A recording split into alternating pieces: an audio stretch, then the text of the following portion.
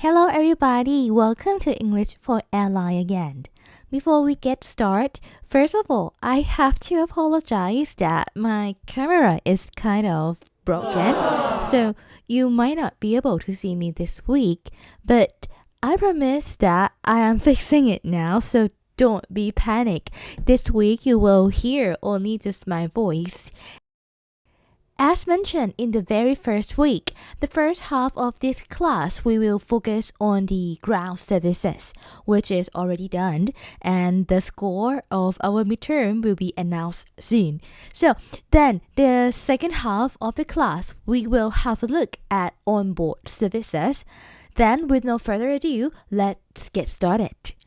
So I have uploaded the materials for this week in our Google Drive. If you haven't downloaded, please do it now. And as I told before, the link of the Google Drive can be found in our Facebook group in the first announcement. Okay, if you are ready, let's get started. For the onboard services, cabin crew duties can be divided into 5 main parts, which are pre-flight briefing, greeting passengers, in-flight services, in-flight emergency, and before landing. In this week, we are going to focus on the first duty, which is pre-flight briefing. First, pre-flight briefing. A safe flight starts with good planning, and good planning for flight starts with briefings. So, briefings are a very important part of any flight preparation. Before a plane is ready to be boarded, checks need to be carried out and meetings held between cabin crews. The aim is to make sure that there is a common understanding between all crew members. Teamwork, good communication, and planning are focused. Many cabin crews and flight crews have to work closely with colleagues that they may not have met before, and it is important to quickly establish cooperation. So, a briefing usually aims to encourage interactive communication between all crew members and includes questions from crew members and an exchange of information. So they usually discuss the en route weather, the estimated flight time, information on any unusual situations, the flight number, destinations, departure time, estimated time of arrival, and anything that the cabin crews need to discuss related to the flight.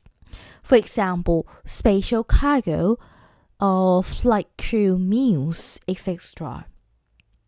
So it will also include any special information such as number of passengers or any special requirements for passengers or maintenance issues that may affect the flight.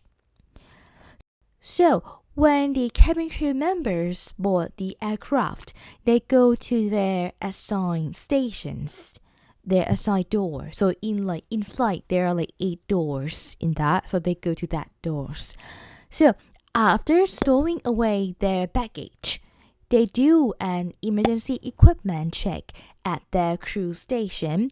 So the cabin crew is responsible for checking the emergency equipment at their station or in lavatories, in overhead bins, in cupboards, or in under seats. So it is the cabin crew's responsibility to write all details on the emergency equipment checklist. The assigned cabin crew member then ensures that all catering items, food, dry goods, bars, and duty-free are on board and are stowed in their appropriate places before passengers arrive. Also, we also have the cabin crew members that is responsible for the galley. So if you are in the galleys, you will count passenger meals and also the crew meals.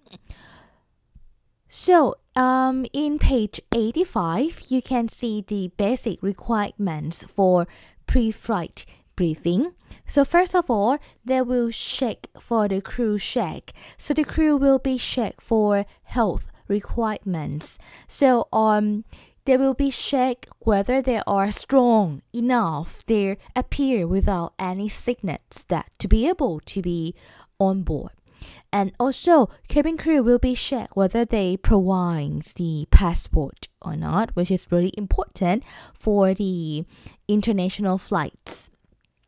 And the second one, flight information. So the cabin crew will discuss checking flight number, destination, flight time, or even aircraft type and number of passengers, which is really important. And next, duty assignments. So cabin crew will not the cabin crew, actually the purser. Purser is the head of the cabin crew. This person will assign other crew's member duties on board. So duties and responsibilities are assigned to ensure the conduct of safety-related duties. For example, some crews might be assigned to prepare catering or to make announcement, onboard announcement, or to welcome passengers, or to do or to demonstrate safety demonstration, or etc. And next, passenger information. Apart from the flight time, apart from the assigned duties, cabin crews also discuss passenger information. So in this process, in the pre-flight briefing, cabin crew will be informed about the special passengers that are needed to be taken special care. So for example, PRM. PRM stands for persons with reduced mobility. So PRM is a passenger that requires to have a wheelchair to access to the gate. A PRM is not to be confused with other passengers that have another form of disability. For example, full or partial visual impairment, or hearing impairment, or speech impairment. Although these passengers may be able to walk themselves, it is imperative from a safety perspective. Or second, UM. UM stands for unaccompanied minor. So unaccompanied minor, or UM, is a child who is traveling alone without a parent or guardian or responsible adults. The term is frequently used in airline policies. However, the specific meaning varies from airlines to airline. In many airlines policies, unaccompanied minors refer to an airline passenger aged between 5 and 14 years old. Unfortunately, there is not a single clear definition that is agreed upon by all airlines, so it can be confusing to the passengers as some airlines state different age. So you might check again, but